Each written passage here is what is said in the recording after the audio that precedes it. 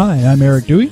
And this is Steve O'Mooney. And I'm Matthew Renfro. And we're Socially Awkward. You're listening to another great production on the Four-Eyed Radio Network.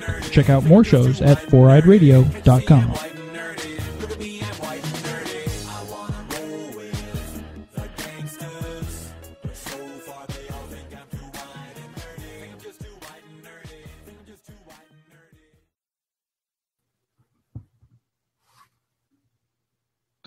Greetings, everybody, from Comic Book Land. That's right, Kyle and Steve are back for a bi-weekly podcast. That's right, I said bi-weekly. You guys deal with it. It's kind of like Kyle and I got kind of stuck on, issues, whatnot. You know how Marvel takes forever? Sometimes they get a book out, and then they finally wrap up a book, and everyone's like, why did this take so long? It was pretty crappy by the end of it. Or DC does the same thing.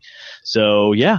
But yeah, we are back this week. We're here to talk about a couple of things that came out in the news, and then Kyle and I are probably actually going to dive into our blocks that we finally got, which we're very excited about, and whatnot. But yeah, so I think that's probably short and sweet of the point of this episode. A little bit of news, a little bit of geek, and hopefully just good conversation.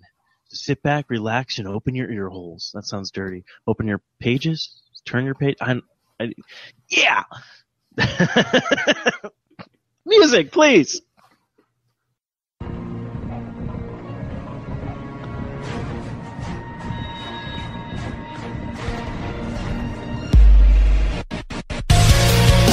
World's about to break, tormented and attacked, lost from when we wake, with no way to go back. I'm standing on my own, but now I'm not alone. Invaders, assemble! Always we will fight as one, till the battle's won, with evil on the run. We never come undone. Assemble, we are strong. Forever fight as one. Assemble, we are strong. Forever fight as one. All right, kids, we are back. I hope you like that nice live track. Kyle actually mixed that all together himself. Like, I know it's different samples of songs, but he put his own little twist on it. I think he just grabbed it from YouTube. I'm not sure. But anyways, you can find us on www.longboxcast.com, part of the 4-Eye Radio Network. To listen to the show, you can find us on 4eyeradio.com, Spreaker, iTunes, Stitcher, Zune Marketplace, BlackBerry Podcast, Blueberry Podcast, Mirror Guide, Double Twist, YouTube, Swell Radio, and Player FM. Don't forget to check out our awesome sponsor, which I've been using Kyle's bumper for this a lot on all my other shows, but Revenge Lover Designs illustrates and designs that fit your personalities. For samples and inquiries, please visit revengelover.com. And also don't forget to check out our great people who just love to help kids out and help everybody out. Comic Care Comics. Go to comiccare.org. It's a nonprofit organization, and yes, you can turn your books in and get a tax exempt form and write those off on your taxes. You got some books laying around you're not doing anything with, go ahead and give them to these guys. They'll go ahead and deliver them to kids in the hospital, and that's your good deed for the year, maybe the week, maybe the day. Maybe you want to keep doing it. But without further ado, Kyle, how are you doing? Doing all right. Not a whole lot's been going on. I'm broke, so can't really do anything. It happens. Have you done your taxes? We did. Went to a professional for once since we bought the house and whatnot. But apparently it really didn't matter since we only really paid 1 month last year for the house. So I just got your text. I know, nice. We're really professional on this show. Oh yeah, always. But no, so back. So basically, they were like, okay, here's your tax return. We want $180. And I was like, oh, shit. Okay, well, because I thought, house stuff, it's gonna be big. Should probably get a professional look at it. Mm-hmm. Yeah, that was a mistake. Mm. Could have just done it on TurboTax, got the same amount probably. Only had to pay $60. That also depends, because I actually ended up doing mine for free with TurboTax, I believe. Oh, nice. But apparently, next year when I go see them again, I can actually write off paying them doing my taxes. Oh, that's nice. Okay. Yeah. So I was like, okay, I'll accept that. That's not too bad. But it didn't hurt you that much, did it? Like did you break even? Because technically, supposedly, you're supposed to not get money and not owe money, and that's how like your taxes are supposed to be. Yeah, no, we did get money back, but all that money went towards the mattress that we bought. Hey, believe me, I slept on a single for a long, long time, and when I finally got a queen, I was like, dude, I went from sleeping on a king by myself, when I had my own place. mm-hmm. Then when I moved in with my then fiance and her parents, her and I were sharing a full. I went from a king by myself to 2 on a full.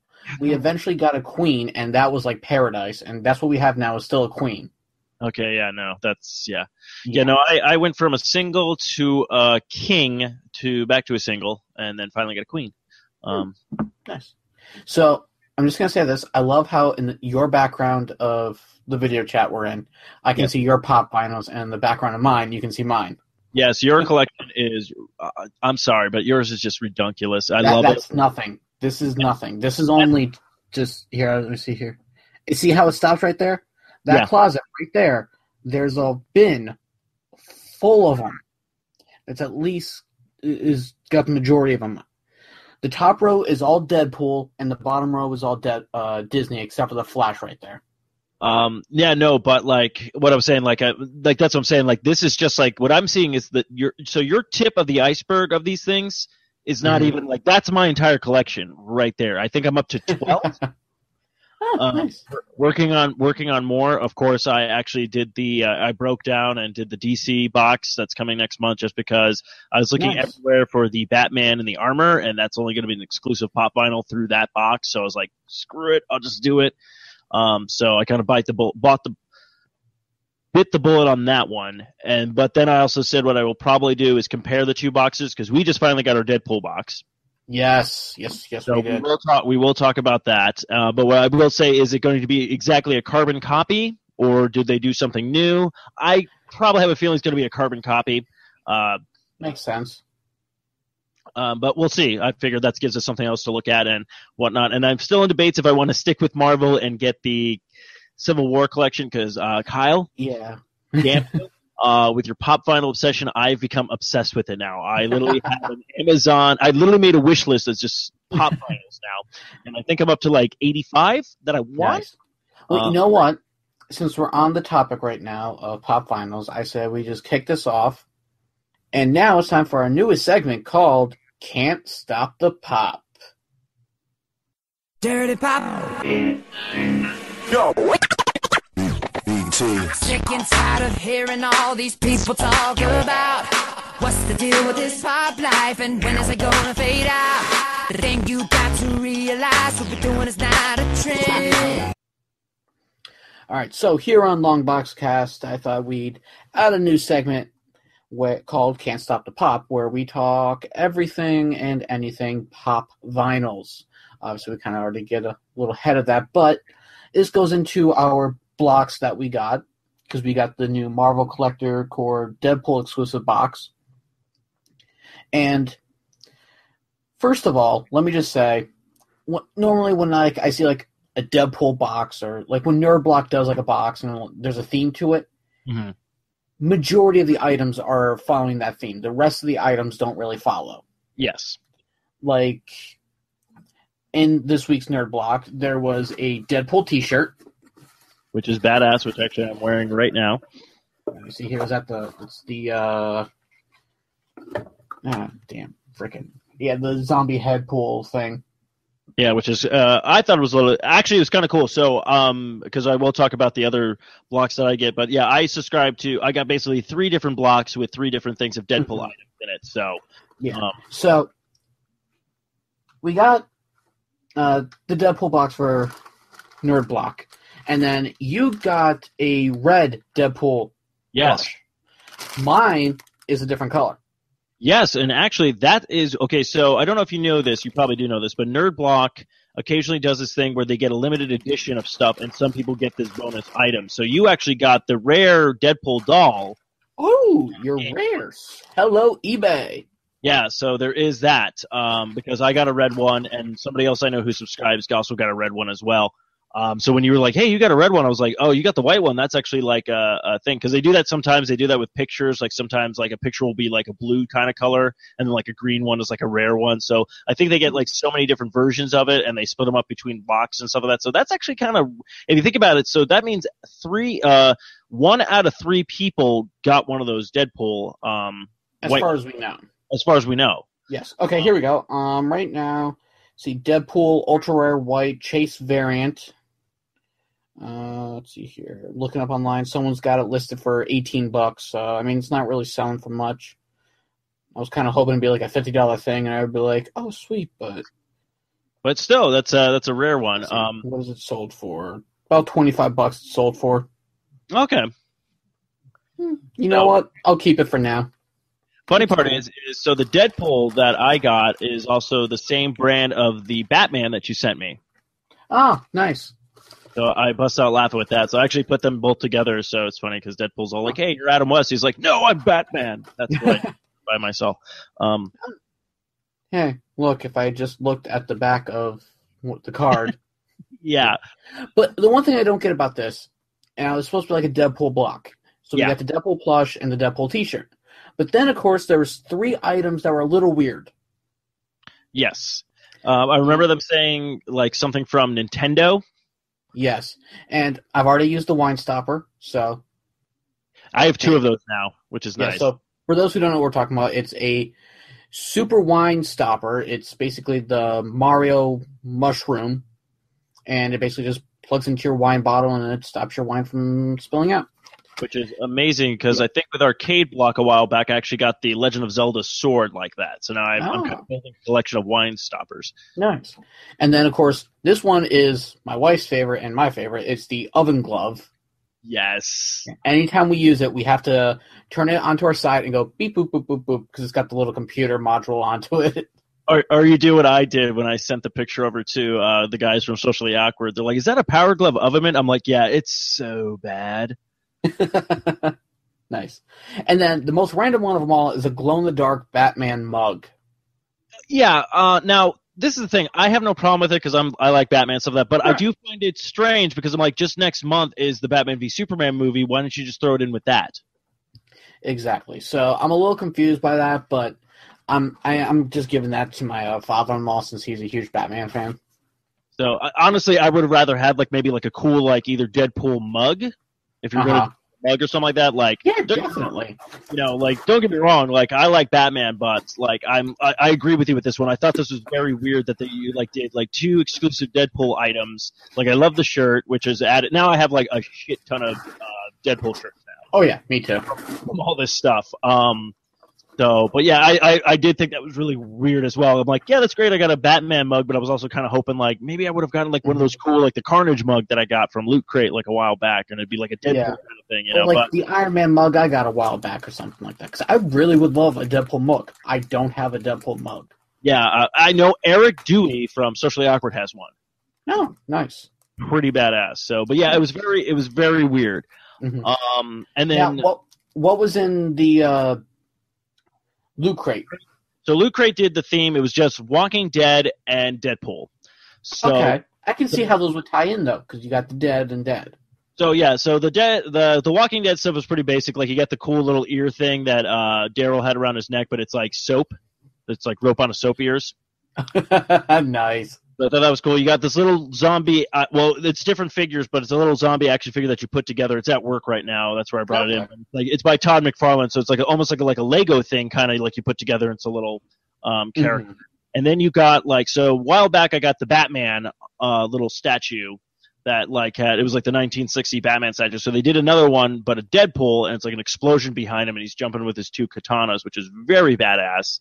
Mm-hmm. And then we got this cool shirt, which actually what I really like about the shirt, it's like almost like the shirts you would get at Target, like the Captain America symbol and the Iron Man stuff. So it's that material, but it's Deadpool hanging upside down with his guns out, just screaming tacos. Nice. It's amazing. I've worn the shirt like twice already at work, and people are like, and literally I'd be like, oh, they're like, oh, your shirt. I'm like, yeah, it says tacos, and I'm like, oh my god, it does say tacos. So, and then I'm trying to remember if there was anything. No, yeah, it was very small. Like, it wasn't too much stuff in the Loot Crate box, but yeah, it was just 2 themed items.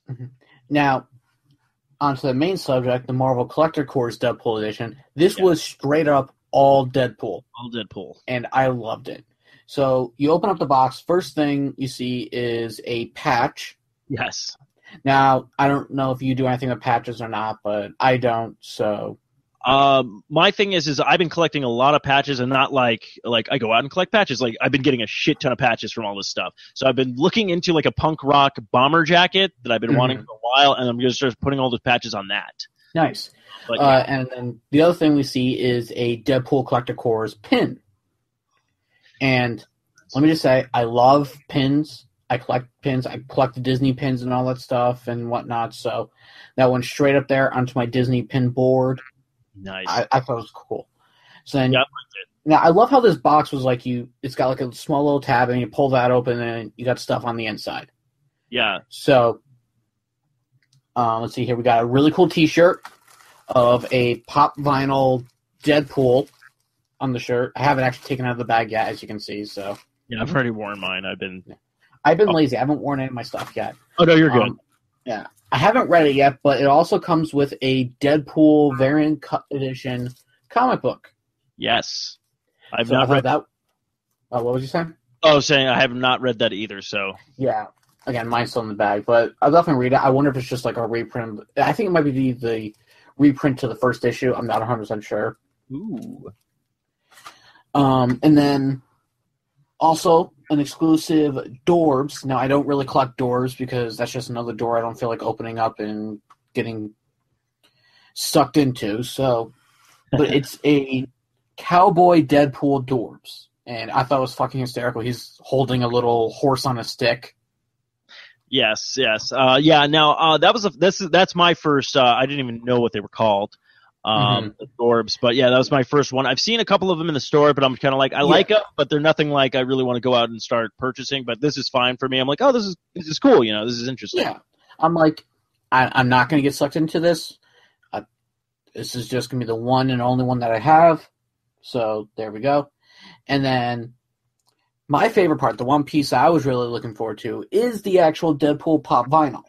Yes. You can only get in this box. You can't get anywhere else unless, of course, you go on eBay, and then you can probably find them there.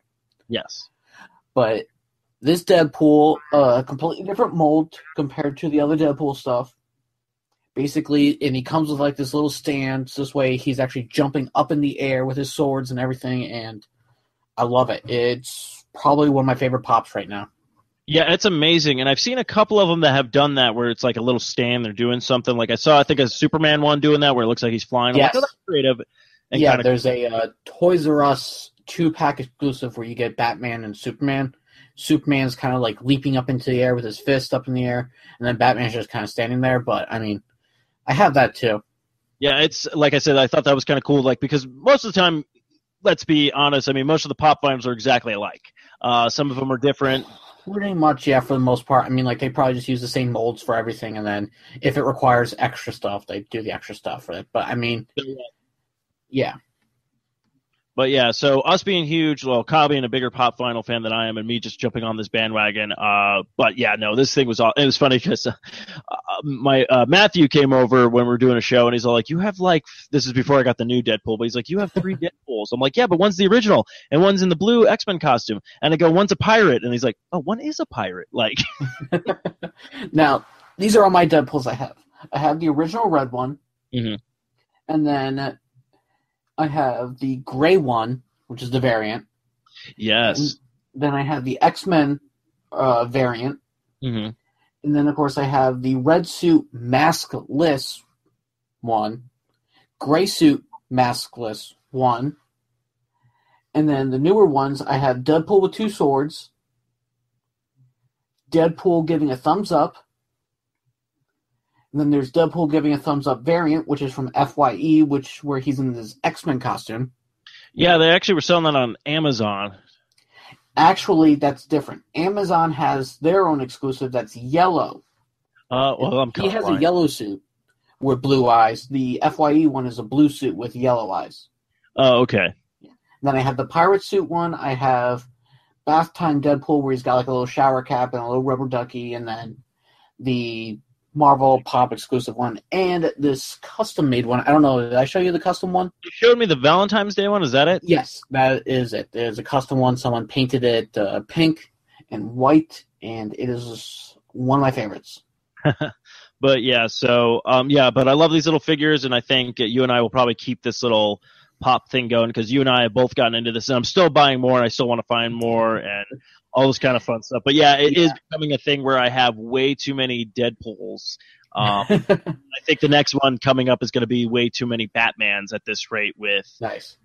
So Well, unfortunately, right now I got to slow it down. Got to finance a few things here and there, trying to figure it out. But I mean, because I was buying them left and right like crazy, and then I kind of had like a little reality check. I'm like, whoa, I need to slow down. yeah, it's kind of funny though because now I'm kind of going to get Eric and Matthew into it because I know Matthew did get one for Christmas a while back. He actually got the State Puff Marshmallow Man. Nice. Kind of thing. So it's kind of funny how they're like, yeah, it's kind of interesting and cool, but yeah, no, I've really gotten into like doing that kind of stuff. And it's just funny because every time I go to Hot Topic or anywhere, I'm kind of looking around. Even at Best Buy, I went to Best Buy this week for something completely different and looked down at the bottom. I was all like, and I saw Phasma from Star Wars, Force Awakens, and I was like, yep, I have Phasma. And I'm like sitting there going like, I kind of want it, but I didn't come in here for this, like It's so shiny. Yes. Now, did you keep up with anything from Toy Fair at all? I saw a couple of things. There was actually a thing about the Ghostbusters stuff that I was very intrigued about, which is weird. But what did you find, my good friend? Obviously, Funko was there. Ooh. And they had released a few upcoming ones. They showcased their Sailor Moons. Oh. Yes, so that was very interesting. We may have to get that because my wife is a huge Sailor Moon fan. And then they showed a few DC and Marvel ones. They showed Supergirl and Power Girl. Ooh. And then for Marvel, Doctor Strange, Captain Marvel, the female version, so Miss Marvel, but in her Captain Marvel outfit.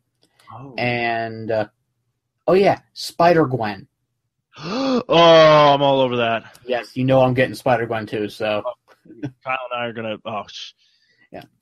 And I wouldn't be surprised if some of these are Walgreens exclusives because those are the hardest ones to find. Yeah, I stopped at one Walgreens. I didn't go searching it. I might actually be doing that this weekend because I need to stop by Hot Topic this weekend and didn't.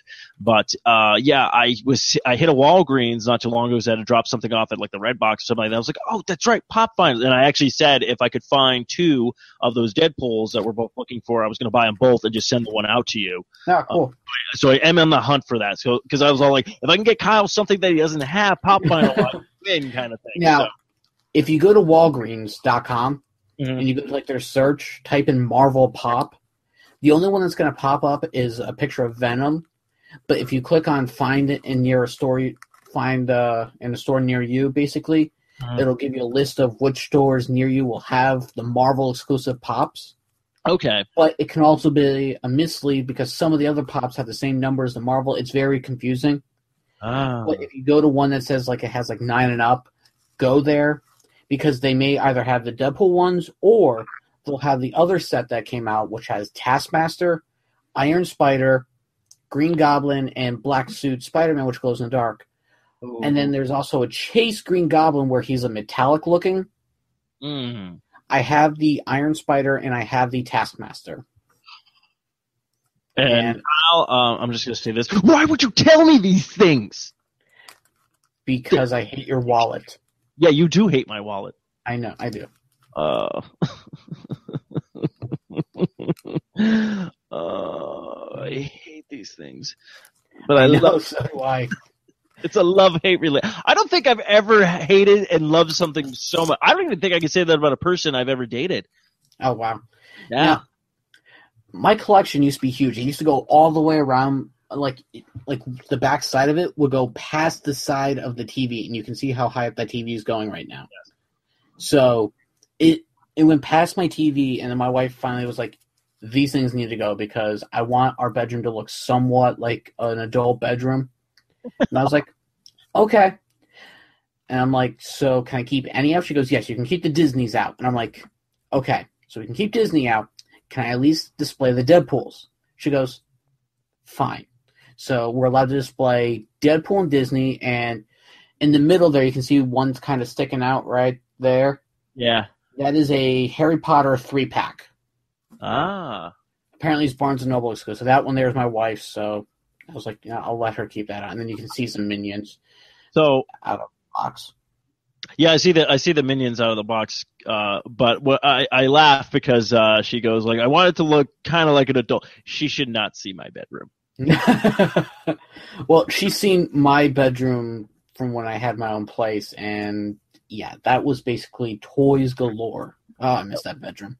And it's so funny because random tangent. So my buddy Patrick came over on Friday, where I do all white Tukey with, and he brought his daughter over when we were doing Socially Awkward, so she could hang out, play some games because his wife is doing some catering stuff. So she's like looking around, going like, "You have a lot of toys," and Patrick's like, "These aren't toys for playing." That's right. There's a grown adult man with toys. I'm just looking at Pat like, really? You gotta tell? And then the 6-year-old doesn't help. Where she's like, "Oh, so it's just you in here?" I go, "Yeah." She goes, "And a cat?" I go, "Yeah." So she's like, "You have the cat for company?" I'm like, "Wow." When it comes to a 6-year-old, you kind of have to rethink your life, I guess. Oh, but it's weird rough. because everybody else who comes over who sees my place, like most of the guys who are married, they're like, "Oh, dude, like I only have like a little room for this stuff and things like that." I'm like, "Yeah," I go, "Guaranteed, if I ever find somebody who wants to spend their life with me and I move into a place with stuff, shit's gonna change. I get that, so I have to enjoy this while I can."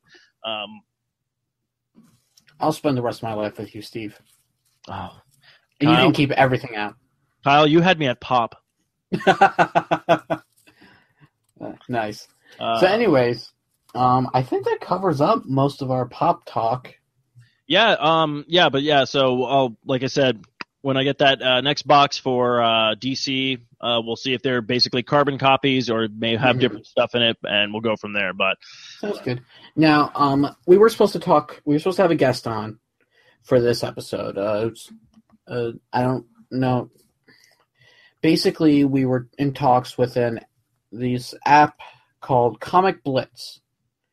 And I tried out the app. It's pretty cool. It's basically if you will, like a Hulu for comics. okay.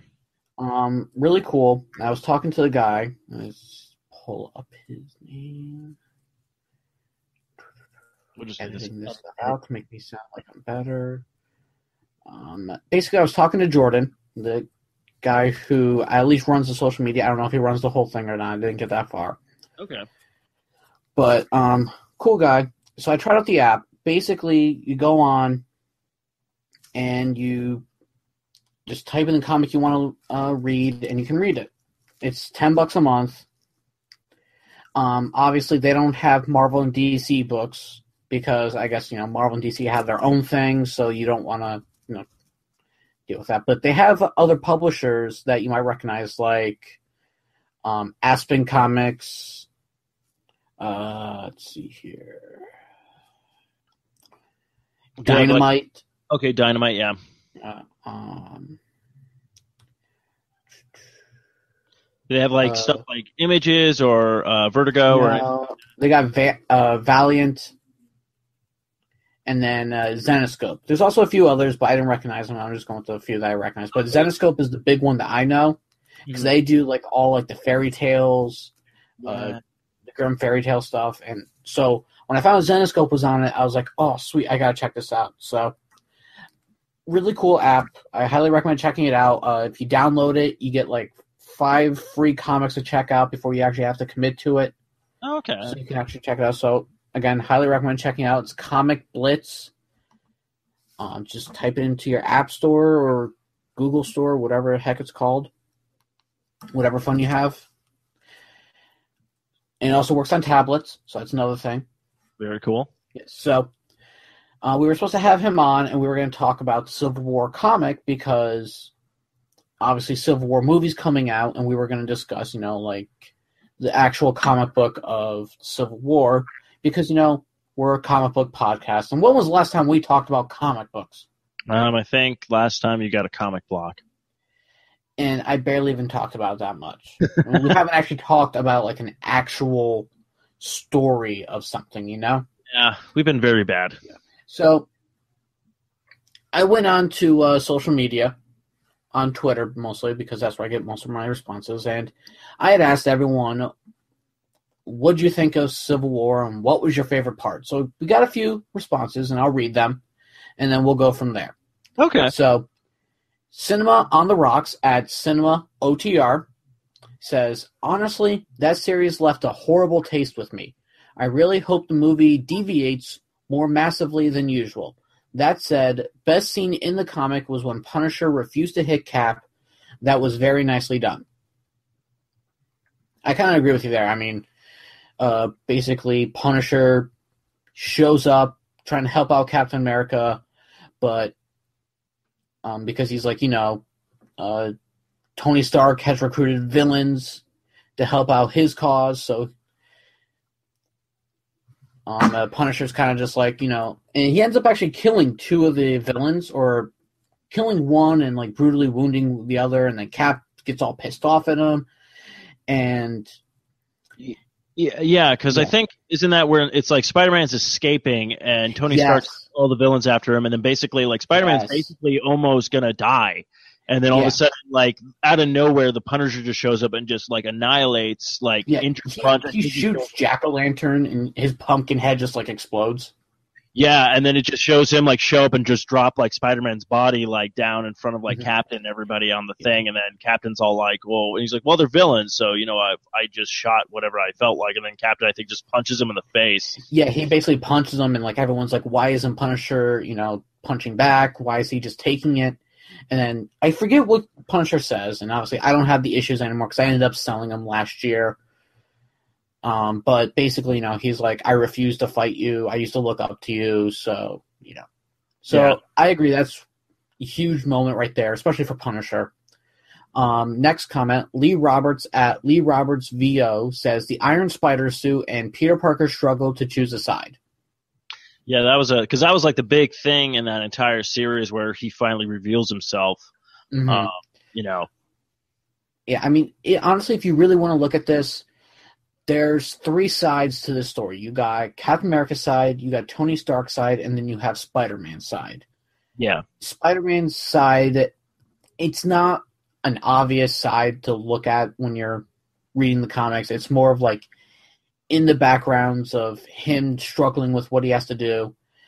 Obviously, before Civil War starts, there's this whole there's a bunch of like tie-in issues leading up to it and whatnot in the Amazing Spider-Man run, and you find out that basically Peter Parker, Mary Jane Watson, and Aunt May are all living with Tony Stark. Mm. And Tony Stark gives him the Iron Spider suit, and everything's great. They're palling around, and I guess Tony Stark knew this was coming. He just wanted to make sure he had Spider-Man on his side. Mm. So that leads up to it, but then, there was a battle over up on the raft, like a oil freighter or whatever, and it was a trap set by Tony Stark. Only Captain America went there because apparently there was individuals who were trapped, but it was a trap for them. And there's a huge fight that breaks out. Tony Stark unleashes his ultimate weapon, which is a robot Thor. Yes. It's half robot, half clone.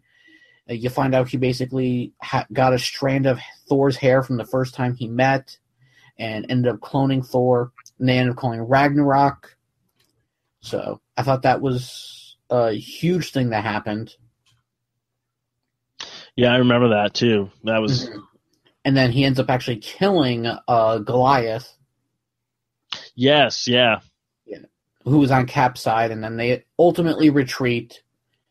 And that was the tipping point for the whole thing, because after that point, everyone's like, okay, we need to rethink things. Sue Storm and Johnny Storm end up leaving Reed Richards and switching sides over to Captain America. Ben Grimm had already left the country because he wanted no part in this. So Reed Richards was stuck with the kids, and was still with Tony Stark. Yeah. That was a huge thing for there. Trying to think what else happened after that. A few guys from Captain America's side went to Tony Stark's side. And then that's ultimately, like, after that point, even Peter Parker was like, maybe this isn't the right side. Maybe I should be with Captain America. Well, I think what was, if I'm not mistaken, I could be because I haven't read it in a while, but Peter Parker, I think it was when it had Iron Man, basically with the Phantom kind of zone thing or whatnot, where it was like sending the villains in there and negative zone, yeah, the negative zone. I'm like Phantom Zone, which is DC. Yeah, the negative zone, and then he was bringing villains out and literally like putting like trackers on them and collars and stuff like that. And be like, oh, we can make them work for us, and that's when Parker was like, no, this is wrong. Like even worse than what the Vision was. And he's like, what are you talking about? Like I'm trying to rehabilitate them and stuff. He's like, yeah, no, it's like basically what you're doing is turning them into slaves, kind of thing. And I think that's when he finally was like, I need to get out of here, kind of thing. Now, back when Civil War came out, I had a job. But I had no responsibilities. I was still living at home with my parents, didn't have any bills or anything like that. So I actually went out and pretty much bought every single tie-in issue for Civil War, which was awesome. Because there was so many different sides. Like, you find out Wolverine, basically, he didn't want to be on either side. And he was pissed off because the whole thing that started Civil War was the New Warriors were filming a TV show basically of them basically going around kidnapping villains. They found a stronghold of villains, which ended up being like a block away from a school. And one of the villains there was Nitro, who has the ability to basically just explode himself. And it blew up an entire school, and that kind of made the government like, we can't have this anymore. Superheroes are out of control. We have to put them on a leash, basically. We have to make them register their names. This is why we know who they are, and we can keep them from doing stupid shit like this from now on. Yeah. Well, Iron Man was all for it. Captain America's against it. And so they're butting heads, but no one's looking for Nitro, who blew up the whole thing. No one cares, except for Wolverine. So in the Wolverine issues, you see him on his hunt for Nitro, and he finds him, and there's actually a scene where basically Nitro explodes, and Wolverine, you just see like everything just come off of Wolverine, his skin, his innards, all that's left is just his adamantium skeleton. And then you see that grow back, and I thought that was so cool how they did it. Man, that's cool. And then one of the New Warriors was Namor's niece or something, like cousin or something. So Namor ends up teaming up with Wolverine and ends up kidnapping him and bringing him to like Atlantis jail. So I thought that was, they bring in all these stories like, of characters. You don't know where they are. Yeah, that's actually kind of cool. I did not know that because I think all I picked up was just like pretty much a little bit of the Civil War, and I was trying to jump into other ones, but I'm like, where do I jump into? But that's actually a really cool story, though. I like that. Yeah. Let's see. Another thing was, I'm trying to think. She-Hulk. It was a one-issue standalone thing for Civil War, but basically, there's a guy going about revealing the secret identities of past New Warriors and just leaking them to the public. And it was up to She-Hulk to stop that. So there was that story. Like almost every single issue dealt with the Civil War stuff. If you read like the Amazing Spider-Man Civil War tie-in books, it dealt with like more of Spider-Man's struggle with choosing a side, and you get to see other aspects of Civil War that weren't even in the main book because they had to cut it. But you get to see it through different eyes. You get to watch Ben Grimm leave the country and go to like Britain or whatever, and he's like, screw this, I'm done. I'm not going to deal with you guys fighting. Obviously, the Hulk wasn't around because they had actually put the Hulk on Planet Hulk. And he sent him to space, so he was no longer around. One of the funniest parts of the whole thing, Doctor Strange, he's like, I want no part in this, so he like banished himself to like Alaska or somewhere where it was snowy, and he was basically just meditating and fasting. And he's like, I refuse to eat until you guys stop all this nonsense. Wow. And, I mean, nothing really happened. So, all right. So, the next person to leave a comment was John at Tyranno John. Said, when Spider-Man revealed his identity publicly, big thing for Peter to do. Completely agree.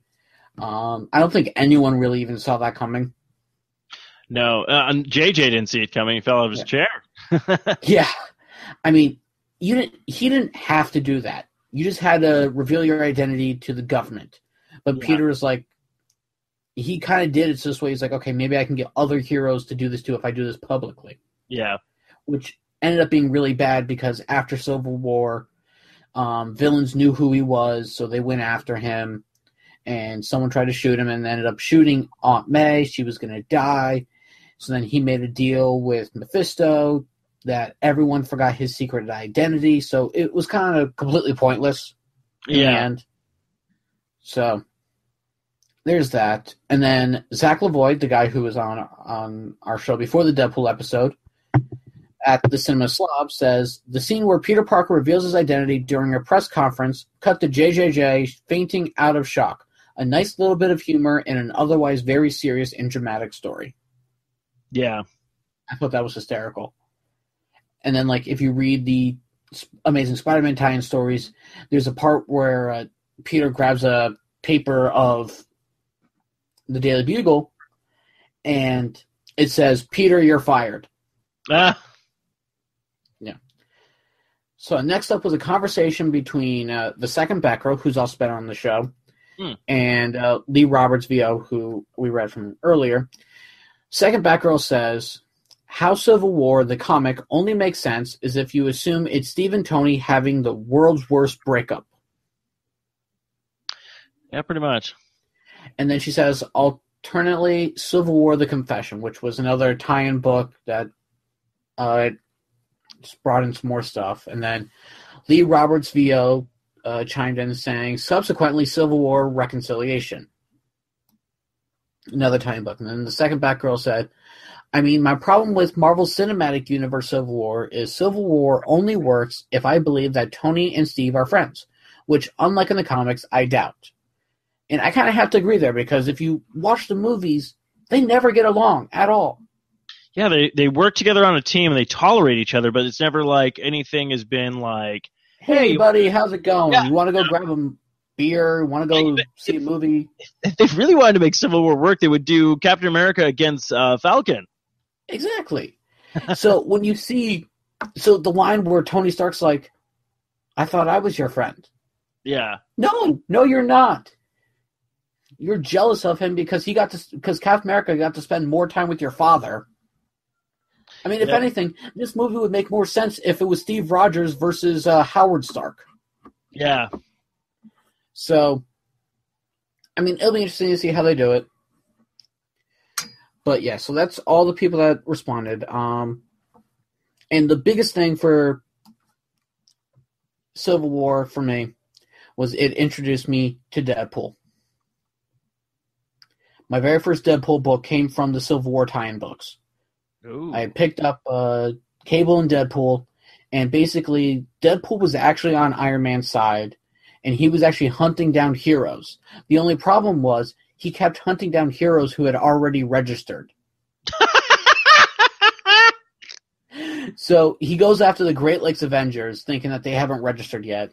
Come to find out that they have registered, and they were like first in line. He goes, oh. And then Cable shows up, and you find out Cable is actually against, Cable's actually with Captain America. So, and then the best part about this whole thing is there's a scene where Cable's talking to Captain America, and he's like, look, this is what's going to happen in the future. He talks about the initiative of how every state gets their own super team and everything like that. And then there's a part where he says something else, but it's kind of like, you don't really catch it. Yeah. But if you read it again after the fact of everything, I actually think Cable actually told Captain America, you're going to die. So I thought that was kind of interesting. And then the best part of the whole Civil War was the ending with the huge battle where they end up leaving. Mm-hmm. And you just see like the whole fight. I actually have a hoodie with the battle of them fighting like right there on the front. I love that hoodie. Well, that's like the Civil War poster I have, with Captain America in the middle with the blood on the shield and everything like that, and all different heroes like splitting apart. But I'm sorry, I have to go back to the whole Deadpool going after registered. And now it's just a Deadpool move. That's what I really wish they would cut a deal. I would love to see Deadpool just in this movie, even if he's just in the background going like, "Oh no, you guys fight. I'm gonna have popcorn." Just anything. Yeah. And honestly, I think the movie would actually sell better if they actually put Deadpool in it.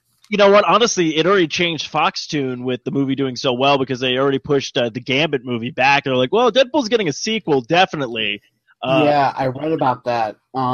Gambit's kind of in the same boat as Deadpool was a while back, where it's like, will they, won't they? Director just quit. What's going on here?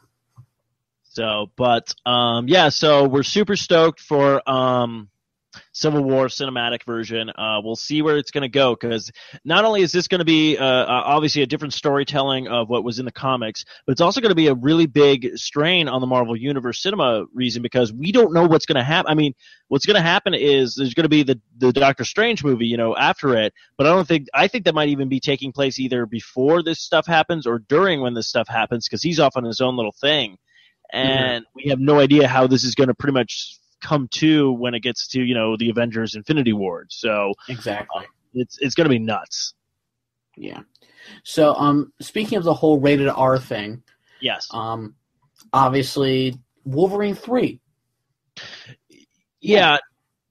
I remember a while back. Now this is even before X-Men Origins, I think, even came out. I remember Hugh Jackman was interested of doing a rated R version of Wolverine. Mm-hmm. Honestly, I'm all for it, but it also comes down to if the material's there to make it a rated R movie. Now, I just don't want people thinking Deadpool did successful. This is what we need to do. No. Deadpool was rated R because it fit the needs of that movie. Yes. Same with Watchmen and everything. It's not like Wolverine's going to come in and just be like, F this and F that, and no. Like, I can understand them making a rated R version of Wolverine just because of his fighting style and his violence and what he does. You could show more gore. You could show Wolverine stabbing someone and basically ripping them apart with his claws. Yes, you can actually show that instead of like moving the camera off to the side and then you just hear them scream. Yeah, I can completely see that because Wolverine, he's a violent guy in the comics. Now, he really is. Yes.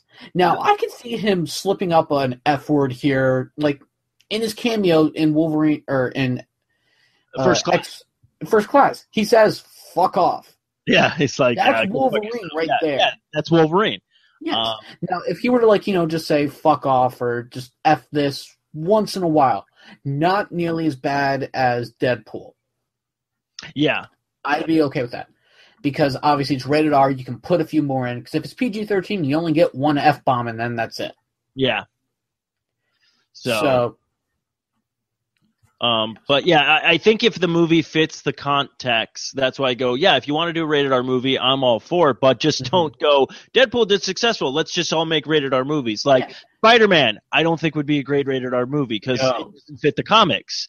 Right. Now, this comes to the next one. We had a discussion about this and we put it on hold because this is kind of huge. Batman v Superman, they're saying that the director's cut will be rated R. Now, do you think it really needs to be rated R? This is the thing. I don't know if the original version of the movie was rated R and they're like, you need to cut this back so we can get PG-13 in it or whatnot, and then they just released that it's going to be director's cut rated R because Deadpool did so well, or vice versa, the fact that Deadpool did so well that they're like, well, the director's cut going to be more violent. Now, guaranteed, if it's more violent and it needs to be rated R, I get that. If you want to do director's cut, they did that with Daredevil. PG theaters, director cut was rated R, and I get that. But honestly, I wouldn't have even released that just because it seems to me that you're trying to showboat that, like, oh, we can do rated R too. Exactly. And honestly, it's Batman v Superman. It doesn't even need to be rated R just because you have more action in it or violence. It's like, what kind of violence are you going to show? Is Superman going to go around snapping everyone's necks or something? Yeah, that's like I don't see. I'm like, unless you're really doing like a hardcore, like when Superman's beating the crap out of Batman, he's going to be bleeding and organs are going to be falling out of him or something like that. But I really don't think that's going to happen. Yeah. In the movie. Now, if you were to take it like I said this way, I go, now if you were to do a Lobo movie and you want to make that rated R. Oh yes, definitely. Lobo would be a great rated R movie, along with Guy Gardner, the Green Lantern. Yes. These characters would be great for rated R because that's how they are in the comics. They're badasses, and they just don't give a shit. You know, that's what I'm saying. Like, if the comic book character fits that movie for an R rating, then I say go for it, as long as it's done correctly. Because you can go way overboard and not do it correctly, or you could undersell it and then it's like, did this really need to be rated R kind of thing? Or are you just trying to get that push for? Now, that's what I'm saying. Deadpool did so successful. Really successful, because I mean, the last time they did a rated R movie, I'm not going to say the first time or last time. The last time they did a rated R movie, to my knowledge, was probably Watchmen. And I could be off on that. That was a comic book movie. What was the black and white one? Sin City. Oh yeah, that was rated R. Oh, yeah, there's a prime example there. Like Sin City, the first one did very well when it came out. Kick-Ass as well. Yeah, that's another. And Kick-Ass is from Marvel. That's Yeah. It's so weird. It's like people just don't think to remember that a comic book movie. There have been rated R comic book movies. Just this one has just done so successful. Yeah. I've heard stories of people going to go see Watchmen, and then them parents taking their kids to go see Watchmen, and them leaving 2 seconds later because there's a guy with a hanging penis. Yeah, I actually had a woman at one of my old jobs ask me about this. She's like, "Yeah, I was thinking of getting renting him Watchmen." I go, "No." And she's like, "Why?" She's a superhero movie. I'm like, "It is and it isn't. It's rated R and it's adult and there's violence and you know what? I'm just gonna throw it out on Main Street. There's a blue penis, and I'm not just saying like there's a blue penis, like there's a quick cut of it. I mean, there's a lot. There's a lot of blue penis in this movie. Like if I had to take a shot for every blue penis I saw, I would have been dead because of alcohol poisoning due to the blue Smurf penis. Nice. Yeah. She was like, "That's a little aggressive, but okay, thank you." Yes. It's Watchmen. You got to be in the mood to watch Watchmen, really. No, you really do. Like, I think I read the book, saw the movie, absolutely loved the movie, and then I ended up getting the director's cut Blu-ray. I never actually read the book, but I have the motion comic where they actually took the comic and they made it all motion and everything, and they read it out for me, so I didn't have to read it. So I've read to an extent, I've read the original, and I kind of like the original better. No, I do too, but it's also very hard to take what they had and turn it into a cinema. Yes, because the very ending with whatever the frick it was again, I can't remember. Yeah, that huge giant tentacle monster thing or whatnot. Yes. Like in the comics, you're like, this makes sense, but in the and even I said that to people. People were like, well, where was the monster? I'm like, do you really think anybody walking into this who's never even heard of Watchmen is going to comprehend that at the end of this movie? And they're like, yeah, kind of good point. I'm like, yeah, they were trying to like do the best they could with that, but I don't know. Again, I think the problem is right now is with the Batman v Superman is there's just so much hate on this movie. Hasn't even come out yet. We have no idea what to expect yet. It is what it is. People are going to see it. People are going to hate it. People are going to like it. But pushing everything to an R-rated movie just because Deadpool did well, I think we all need to take a step back and go, okay, if it fits the context, like I'm not going to go, we're doing a solo Cyclops movie. It's going to be rated R. Why? Yeah. Now, Gambit, I could maybe see that as rated R. I can see that as rated R. Especially if you do it in New Orleans, you're going to see a lot of boobs. So, and just how he is, his character, he's very suave. He's a gambler. He's like a hustler, you know. Yeah, I mean, there's certain. I'm just trying to think of other. Like next year, Professor Xavier, rated R. Get out of my motherfucking way. Patrick Stewart's back and older than ever. Make it so, you son of a bitch. Oh. Another character that could do rated R. Howard the Duck. Yeah. Oh, perfect. Especially if they do Seth Green, get him to voice it, and do a rated R version of Howard the Duck. I could see that. Exactly. So long as we don't see any duck boobs again. Yeah, that would be. Yeah, because I don't want to. I still can't get that out of my head from the first movie. Yeah, but like I said, I mean, it works for certain things. Now, I know I mentioned, and I know you're not a big fan of this, but I did say, I was like, I could see a rated R Batman movie, but not so much as him, like, breaking bones or anything like that. What I would like to see is actually him doing it with the Scarecrow, and you could actually do more of, like, a really crazy, like, psychological, like, thing with that. And I was like, that, because, I mean, you could only do so much with PG-13, like, what really scares people. Now, you're on the right track there, but if they were to do a Batman movie and made it rated R, I don't want to see Batman doing like all the violence and everything. You got to make the villain do all the violence. That's prime, and that's prime example, because I mean, you could totally do Batman where like he does some things where he breaks a guy's arm or something like that, but you don't need to do it where he's all like, all right, blood here, blood there, blood everywhere, I'm Batman. And then the Joker's all like, here's a flower, and that's my violence, No, like, yeah. If you're going to... Go ahead. Yeah, I was just going to agree with you. If you're going to do a Batman rated R movie, it's got to be on the villains. Like exactly. You can make the villains be like the comic book villains, Mm-hmm. Which is why I think Suicide Squad, that should be rated R. Yes. And I don't know, is it rated R? It's actually PG-13, but I could totally see it being rated R. Exactly. That it should be rated R because this is the villain's movie. You want it to be rated. Yeah. No, and I totally agree. So, like I'm saying, Hollywood, we're glad that you finally are stepping up and giving us movies that we want, but take it a step back and actually do the source material, do the research, and don't just start shooting out rated R movies. Because next thing you know, we're going to get Captain America. It's going to be Captain America, motherfucking America will be the movie, and it'll have no point to anything. So he's like, Stars and Stripes, you cocksucker, and everyone's all like, wait, what? What? No, but this doesn't make any sense. Yeah, but looking forward to Deadpool 2, though. Oh, yeah, definitely. So, what else we got here on our little list of things we need to talk about? Transformers is in the news, apparently. Yeah. Aiming for a low-cost Bumblebee movie. Well, you don't have to hire an actor to do his voice, so there you go. Yeah, I thought it was very weird. Now, whether your opinions are you like the movies or you don't like the movies, it doesn't matter to me. Like, I'm not going to judge anybody who actually likes the movies or whatnot. But they already came out of the word works. Like, they did 1, 2, 3, and 4, and then they already said they're going to do 5, 6, 7, 8. It's like, and I'm guys, like, are we really? While you're ahead. Yeah. Like, is anyone really sitting here going, you know what we need? We need more Transformer movies. Don't get me wrong. The first one came out and it was very entertaining. Yes. For the time it was, it's like, oh, sweet, this is a great movie. The effects are amazing.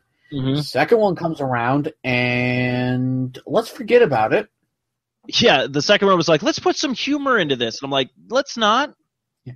Third one, better than the second, not nearly as good as the first. Mm-hmm. Fourth one, wish I could forget it.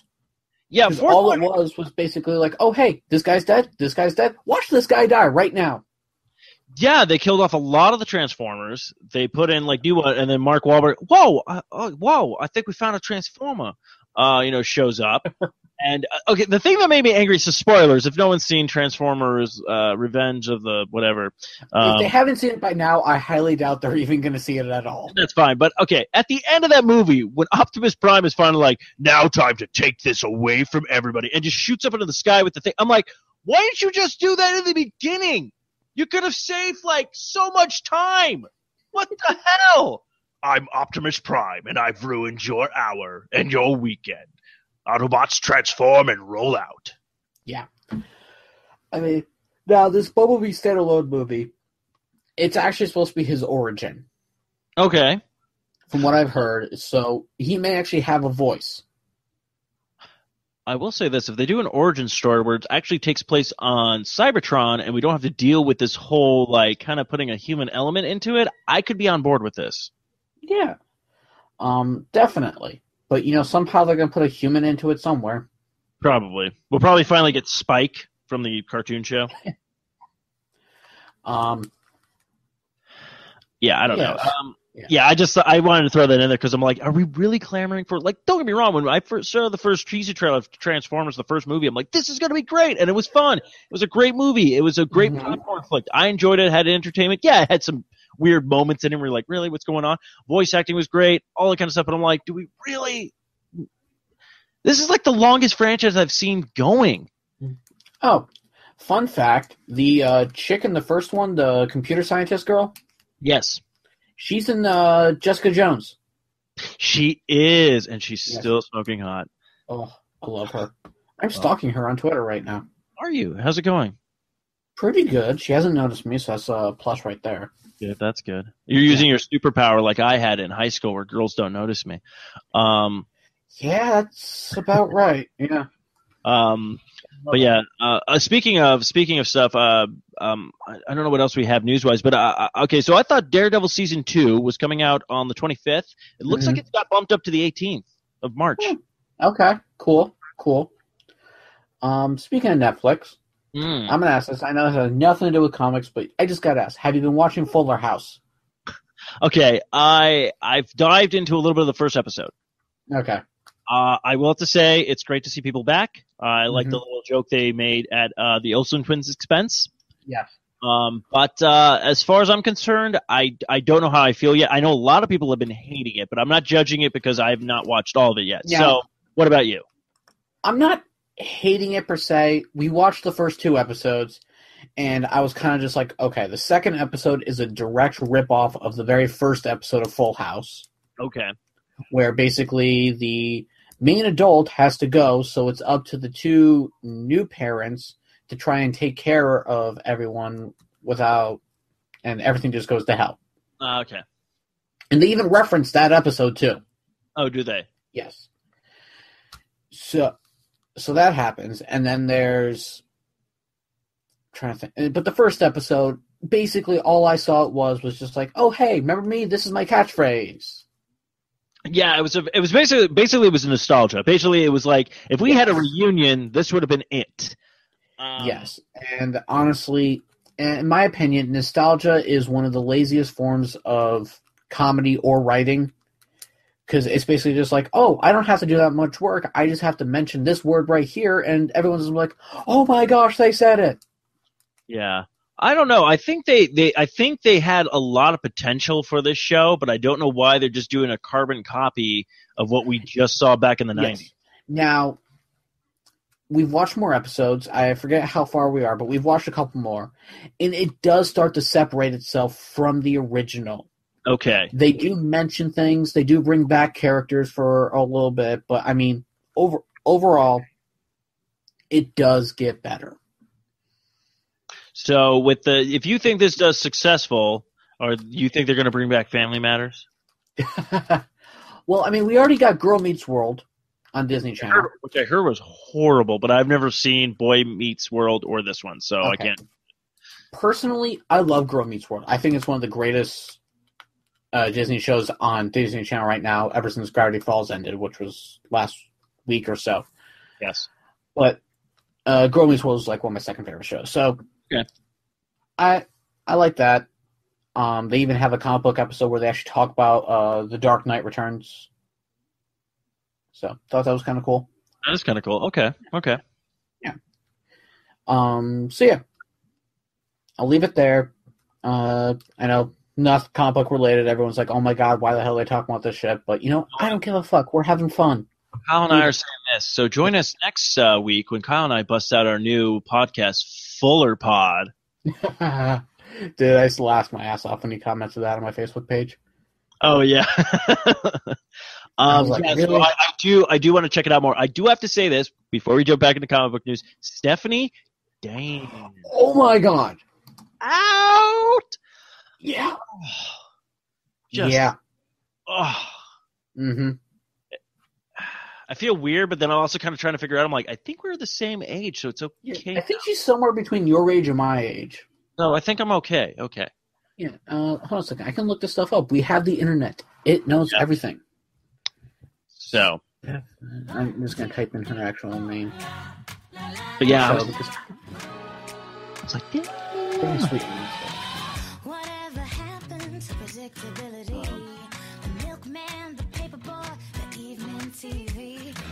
Right now, we're going to just be playing the Full House music while we're looking for this. Wait, should I do the new version or the old version? Both, and then blend them together and see what we get. Yeah, no. Although, I gotta admit, the new song is actually pretty catchy. Yeah, because isn't it like a new version of it, or is it just like... It's sung by Carly Rae Jepsen. Okay. It's the same song, but, you know. Fun fact, she's actually older than you. She's 34. Ooh, yeah, I would... Yeah, I have no problem with that. I'll be 32 this year, so... Yeah, I'm good. I'll go for it. Wish me luck, guys. Let's petition this. Can Stephanie Tanner, and I will call her Stephanie Tanner if she goes out on a date with me, petition this to go out on a date. She just has to go to coffee with me. That's it. See, spouses. Someone from 2002 to 2006. Second spouse, 2007 to 2010. Third spouse, 2012 to 2013. So, as far as I know, she's single. Maybe dating someone. I don't know. But she has 2 kids. I have no problem with that. I wanted kids, so I can just jump in on that. Hashtag Stephanie Tanner dates Steve Mooney. I don't know. I don't know how to do this. Yeah, let's petition this tweet. Let's see what happens. Probably nothing, but you know. But yeah, so I just had to throw that out there. Damn. No. Yeah. Yeah. So, anyways, back to comic books now. Comic book news. This is actually actual comic book news. Power Rangers, actually. Obviously, there's a new Power Ranger comic book out, but the Pink Ranger is getting her own miniseries. Yeah, so I found this story and I posted it in here because I was like, you're Power Rangers fans. You've been collecting the comics now and everything like that. You collect a lot of the Power Ranger stuff. I wanted to get your opinion on this. How do you like this idea, or do you think that I think it's great because I always thought if they were going to do a mini-series spinoff, it was going to end up being the Green Ranger. Yeah. And my own opinion, I think the Green Ranger is overrated, and but that's my opinion. Everyone is entitled to their own thing. So the fact that the Pink Ranger is actually getting her own miniseries instead is pretty cool. And supposedly, from what I've read, it's supposed to take place after Kimberly left the show to pursue her own thing. So if this is actually true, I'm all for it. So do you think it'll be like a brand new Pink Ranger that we haven't seen before, or the replacement that you got in the show? No, I think it's still about Kimberly. Oh, she's just all like, hey, I'm going on tour and I'm taking this with me. Well, what happened in the show was she ended up actually going to Florida to be to train as a gymnast. Okay. And her powers went off to someone else named Kat, who became the Pink Ranger for a couple episodes before they ended up changing over to Zeo. But basically, yeah, this is about Kimberly. Now, I don't know if those rumors are true that this takes place after Mighty Morphin, but she ends up still having her powers, which I think would be cool, really cool. So I'll definitely be getting this. I'll definitely be doing a review of that. And if I'm correct, I think the Boom Studios Mighty Morphin Power Rangers #1 should be coming out. I want to say it comes out March 2nd. Yep, this Wednesday it comes out. Right, this Wednesday when our episode drops, man. So go pick up Power Rangers #1 at your local comic book store if they have it. Okay, so yeah, no, that's when I saw the story. I'm like, oh, I got to put this in here because Kyle will probably know everything about this. And that's interesting, yeah, because I remember when they did that. I think it was like I know they had to change the storyline. Now that I'm curious, okay, were you a fan of the original series? Because I know I mentioned it before, and I think you were like, it's crap, or I was a fan of the original thing. It's just when you're a kid, you love it, and then as you grow up, your tastes change. Yes. And I went and actually rewatched the original stuff because it's on Netflix. And I'm like, oh my God, this is crap. Okay, that's what I was curious about because I've not watched them since I was little. Now, obviously, if you watch it with the nostalgia glasses, as I like to call it, you're going to be like, oh my gosh, this is awesome. I haven't seen this in forever. This is awesome. But, I mean, like, after a while, you're just kind of like, wow, they really can't act. Oh, yeah, no, I already knew. if you watch later seasons, I'm not saying you should, but if you ever do decide to watch later seasons, there's some seasons where the acting is just amazing. You're like, am I watching a kid's show? I really don't know. That until, of course, the giant robot shows up, and then you're like, oh yeah, I'm watching a kid's show. Okay. Now, out of the original cast of Power Rangers, or in general, what is your favorite Power Ranger? Like, who is your favorite? Out of the original 5, obviously Jason, Tommy, or not, okay, original 6, Jason, Tommy, Kimberly, Trini, Billy, and Zach, I'd probably go with Billy. Okay. I always was able to relate to him more, just because, he's a smart guy, a little out of place and everything like that. But then they changed it up a little bit, and then obviously the Black, the Yellow, and the Red Ranger left because they had disputes over payments, so they decided to change them out. And then the replacement for the Black Ranger ended up becoming one of my favorite Rangers of all time. Which is funny because I believe now he's a huge voice actor with animes. Yes, he is, and he actually has his own band too. Oh, does he? Yeah. Very cool. I believe it's called Eyeshine. Huh. Yes. But he does a lot of anime. He does a lot of familiar characters. I want to say Ichigo in Bleach or something, I want to say. Ichigo in Bleach. He's also Vash the Stampede in Trigun. He also did the remake, or not the remake, but he redubbed, I should say, of the anniversary edition of Akira. He was the main guy in that, not the guy who became crazy and everything like that, but his friend. Nice. Yeah, I follow all that kind of weird voice acting stuff. So no, you're fine. I mean, a lot of Power Ranger actors have gone on to do big things. Like, obviously, the actress who plays Liv Moore in iZombie, she was a Power Ranger as well. That's right. So, Power Rangers is a stepping stone for great opportunities everywhere. So, and another one, the drug addict in Jessica Jones. Oh, really? Yeah, he was actually on the same season as what's her name from iZombie. Oh, that's fun. Oh, that's pretty cool. Mm-hmm. So there's him. One of the Russians from Daredevil, like the first half of Daredevil, one of the Russian guys, he was a Power Ranger as well. Okay, now I'm going to have to make a new drinking game when I watch Marvel and DC stuff. Be like, if there's a Power Ranger, take a shot. You can be like, hey, Kyle. Every single person you see, like, hey, Kyle, is this a Power Ranger? Hey, Kyle, is this a Power Ranger? You're like, Steve, it's 4 a.m. Stop. I'm just going to be like, eventually I'm just going to be like, yes, no, yes. That's interesting. I did not know that. That's kind of cool. I like this. See, I didn't know this kind of stuff. Now I want to be like, I'm gonna use that trivia next time I have somebody over and watching stuff. So I'll be like, okay, used to be a Power Ranger. She's like, do you want to get laid or not? Why are you telling me this? See, my wife was watching one of the Bring It On movies. Oh yeah. And I want to say it's the one where they go to Universal Studios. You know what? I've never seen them, but go ahead. No, you're fine. They went to Universal Studios, and I'm looking at one of the actors, and I'm like, that guy looks familiar. So I'm like, oh my gosh, he played a Power Ranger. She turns to me and goes, really? Can I watch a single movie without you pointing out a single freaking Power Ranger? So then I'm like, if it helps, he also happens to live in a city right next to us. Mm-hmm. She goes, okay, that's kind of cool.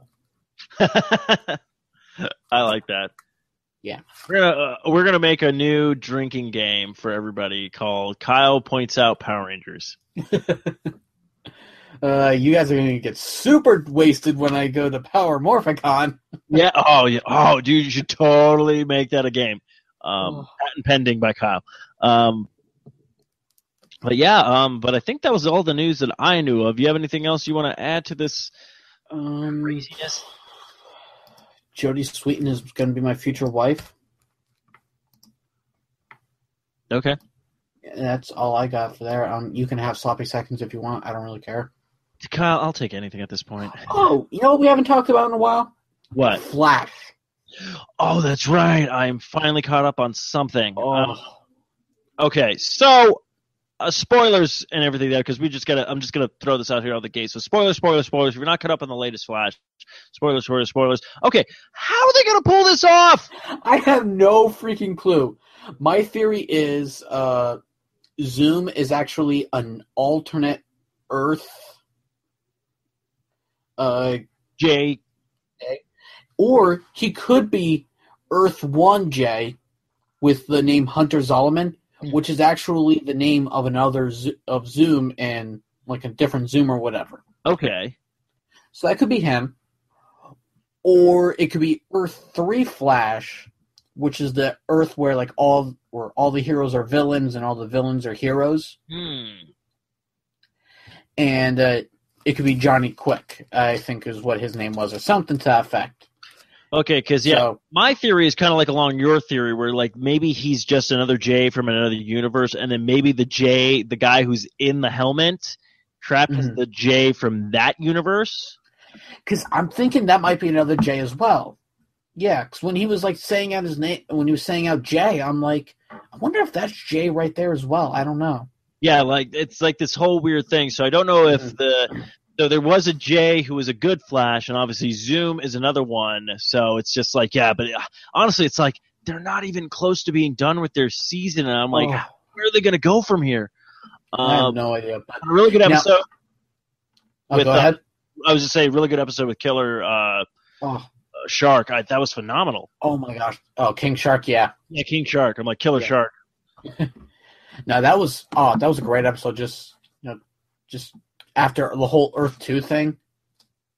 Yeah. Now, did you catch? Now, what'd you think of like when they're going to Earth 2 and you see like all the alternate Earths they're passing by? I thought that was phenomenal. You see Supergirl universe, which by the way I'm starting to catch up on. Okay, because I want to catch up on that because I'm getting super excited for that crossover that they're doing. Yeah. You see the Supergirl Earth. You see the Flash universe where his dad was the Flash. Oh yes, from the 1990s show. And then they go back to it again, and you see like the Legion flight ring. Yes, which I thought was really cool. You see Jonah Hex. Mm-hmm. I want to say you also see Smallville Green Arrow. I'm not 100% sure on that. But if that is him, that's really cool that they did that. So, and then my favorite Easter egg of the whole thing is when Barry's picking up the phone. He's getting ready to dial his parents. And then on the phone, it says Bruce, Hal, and Diana. Yeah. Oh. I was like, oh my God, it's Batman, Green Lantern, and Wonder Woman. That was pretty crazy, yeah. And then also like that where it's like, oh yeah, we got you tickets to Atlantis, and all that. It's just you're just like, oh my God, so much potential with this. Yeah, it's just phenomenal. I love this show. Now, have you caught up on Legends of Tomorrow? No. Okay, I will say this past episode was probably one of the greatest episodes. Okay. They end up going 30 years into the future. Okay. Oliver Queen is still alive, but the whole Star City has been overrun by Slade Wilson's son. Okay. And Oliver Queen has gone into hiding. He's missing an arm. He's finally got his goatee. Took him long enough. Yeah, but he's not fat or anything like in Dark Knight Returns. Yeah. But obviously he's missing his arm kind of like in Dark Knight Returns, but he ends up using like a robotic hand so that he can still use the bow and arrow. And it was such a good episode, just seeing like a post-apocalyptic world and everything. And then I guess Diggle ended up having a son named Diggle Jr. Diggle me Diggle! I ended up saying up on Twitter, I'm like, it's Diggle me this Jr.! I was trying to find that meme we made because he's actually coming to Phoenix Comic-Con this year, the Diggles. Nice. Oh, you need to like print that out and have him sign it. Diggle me this! Like, what the fuck is this? And then you got to explain the whole thing and just make him laugh. Or he'll be like, I hate you. I'm now leaving. No, I think he would get a kick out of that. That'd be awesome. Oh. Okay, so post-apocalyptic, Green Arrow, Diggle shows up. He has a son. Yes, but Diggle's obviously gone and whatnot, and his son has taken up the mantle of Green Arrow. It's really good. It definitely picks up because, like, obviously the past few episodes of Legends of Tomorrow, they've all taken place in the past. Mm-hmm. And I'm kind of like, let's just get to some future stuff, you know? So this was really cool. Okay. It's again, I've just been like playing catch up on everything. So when I finally got time to sit down and watch The Flash, I definitely want to check out Legends of Tomorrow. Yeah. I've finally been starting to watch Supergirl. Basically, the only way I could watch it was through CBS All Access. Okay. And they have episodes 1, 9, and then up. What? So I was like, you know what? Screw this. I'm going to start with episode 9 and just work my way up. So I watched the episode. It's the one where basically the White Martians attack. So her and the Martian Manhunter have to team up. Ooh. Yes, I thought that was really cool. And then, I've just been watching more episodes. There's a Bizarro episode with Bizarro Supergirl. Oh, man. Mm-hmm. Oh, they're like pulling everything out right now. Yeah, the newest episode that was on today, basically she goes up against Indigo. Okay, yeah. I don't know if you ever heard of that character or not. I think so. I want to say I probably saw her in Justice League at some point. She was in the Outsiders comic a while back. Okay. But, yeah, so she's like another form of Brainiac almost, kind of. Oh, okay. Yeah. So she's showing up, and then I'm like, you know what? I missed the past few episodes, but I actually caught myself up pretty quickly. I'm like, you're not really missing much, so I just started watching, and then I'm ready for this whole Flash crossover. I cannot wait. Oh yeah, It's so crazy that they're actually like doing it. I know. And then obviously tonight also is the return of Gotham. Yes, with Mr. Freeze. Yes. So my wife and I will probably end up watching that tomorrow. I'm actually super excited for who they casted for Hugo Strange. Yes. So it's gonna be interesting. Mm-hmm. I'm bad. Sorry. I'm that. Yeah, I'm there. And just run off. Dude, how funny was that whole Jimmy Fallon? That was great. Wait, are you Superman? No, I think I've been mistaken for someone else. And then he holds up the camera. He's like, "Cheese." He's like, "Wait, you're Batman." You're Batman, Superman. No, I thought it was just great. And then Lex Luthor shows up. And he's like, Clark Kent meet Bruce Wayne. I just love bringing people together. And he's like, man, that's Superman and Batman. He goes, no, it can't be. What Superman's got? Or he's like, Batman. He's not Batman. He's wearing a nice suit. He's not wearing like an all leather suit, pointy ears. and he's like, and Superman can see perfectly. This man here has clearly bad vision. And he just takes the glasses off, and he's like, well. He goes, don't worry, man. It only took me 3 seconds. I freaking love it. Yeah. So, okay. So, have you ever seen before we wrap up? You ever seen the things called How It Should Have Ended? Yes. Okay, so I think if Batman v Superman wants to have a little fun at the end of the movie, do a post-credit scene of just them at a coffee shop. Yes. And just be like, just having a cup of coffee, be like, you know what? We probably should have just had coffee first and really got to know each other before we just started beating the crap out of each other. Credits, even if they don't do it, how it should have ended. They'll totally do it. Mm. All right. Well, I think that wraps up everything. That wraps up this episode. So I think next time we record, I know we're gearing up for Daredevil Season 2, and it's going to be hitting May soon. So we got a lot of stuff coming our way soon. Yeah. Let me see here. Check the schedule-wise. Next time we record will be the 14th. So next episode will be coming out on the 16th, folks. Mark your calendars. All right, cool. So, yeah, we'll gear up for that, and then probably – actually we'll have a bit – yeah, and then I think I don't know if the one after that is – let's see, March, April. Well, we got plenty of time before May, so mm-hmm. Yeah, we got to figure that out for – I think it's May 4th is Civil War. Cannot wait. It's going to be good. And then at the end of that month is also the X-Men Apocalypse. So, yeah, we got a lot of stuff coming our way. But yeah, so again, you can find us at Longbox Cast on the Twitter. Don't forget to give our Facebook page a like at www.facebook.com/LongboxCast. And Kyle, if people are looking for you on the interwebs, where can they find you? Well, you guys can find me on Twitter at Deadpool_Ranger, where honestly, I really haven't been posting that much because life's been getting in the way and whatnot. But I mean, I'll still post here and there and whatnot. But you can also find me on our Twitter account because I'm usually posting stuff there. And if you ever want to chime in on something, leave us a comment on there or follow us and keep track of us because occasionally I'll be like, hey, we're about to record. What do you think of this topic? Give us your opinions, and we will read it on the show like I did earlier. So, yeah. That's what Kyle does. He gives you a shout-out. Exactly. Yeah, so Kyle, I guess, takes away with those lovely, lovely words.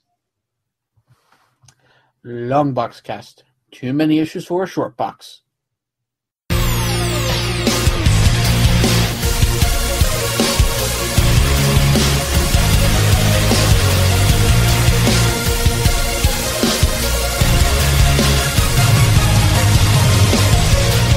A world's about to break. Tormented and attacked, lost from when we wake, with no way to go back. I'm standing on my own, but now I'm not alone. Avengers, assemble!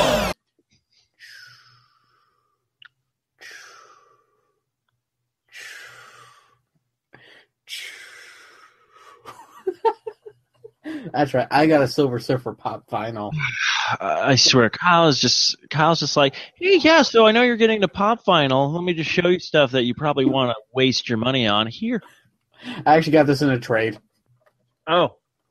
I accidentally, for some reason, bought 2 of the Amazon exclusive Deadpools. Oh, okay. I must have pre-ordered it once, completely forgotten about it, and like a week later, like, oh, I should probably pre-order this. So 2 came. I didn't realize it until like the day it was shipping. I was like, "Oh, yeah. cancel!" I'm like, "We're sorry, this cannot be canceled. We have already processed it." I'm like, "Fuck you guys!" Oh man. So I went on to the trading board and traded with someone, and the first person was like, "I'll give you Silver Surfer." I'm like, "Done. That sounds awesome." And like the second guy after that goes, "I'll give you the Rubber Chicken exclusive Deadpool from Walgreens." I'm like, "Fuck! I just missed out on that." Oh well, deal, Silver Surfer. That's not too bad. Like I said, I'm going to keep an eye out for the Rubber Chicken one because I know I'm looking on that one, and I got to hit Target for the Bath Time one and stuff like that. So, and then someone showed me. Okay, so you know the Deadpool with 2 swords? Yes. I saw it in gray. Yes. I think it's a GameStop exclusive or something. I was like, someone sent a picture of that. They're like, hey, I know you collect these. I'm like, why are you doing this to me? But yeah. So, oh well. So, pop your cherry with some pop vinyls. Hey. Okay, I think that we're done. Hey, you'll listen to another show on the 4-Odd Radio Network. For more shows, you can go and check out 4oddradio.com. LSA.